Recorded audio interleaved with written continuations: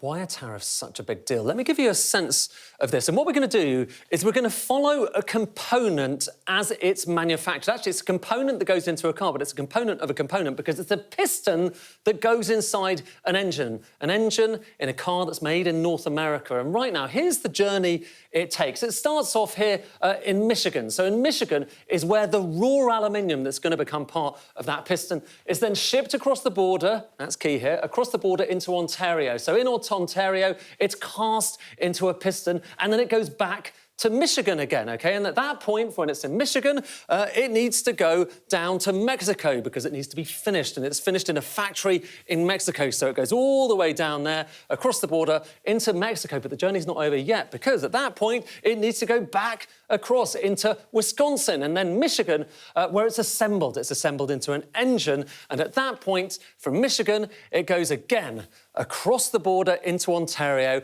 And that is where it basically becomes part of a car. So it's assembled into the car, and the car at that point is basically a finished product, and that's shipped over to the US. It's one example. Deep breath here.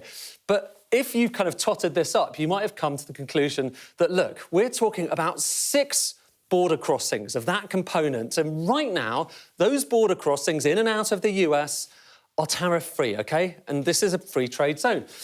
If you're imposing tariffs on all of those border crossings, that will tot up. It will be a very big deal indeed because it raises the cost. And that is a really big deal when it comes in particular to automotives. These bars are basically just showing you how much of each different category of import into the US is coming from Mexico, from Canada, from China, of course, which are the affected countries here. And with automotives, you're talking about over 50%. Over 50% of all the vehicle imports, but also the components as well, come from these places. A lot of it from Mexico. You can see the green there.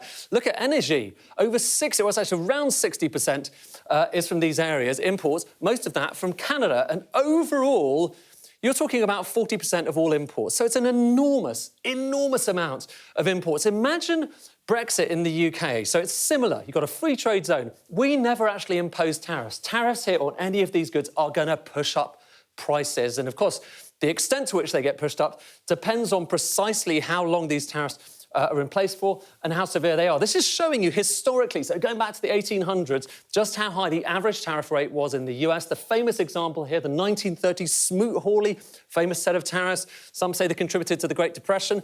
That was really high. What we're talking about here, it's not quite as high as that, but certainly the highest since the 1940s. So really historic levels.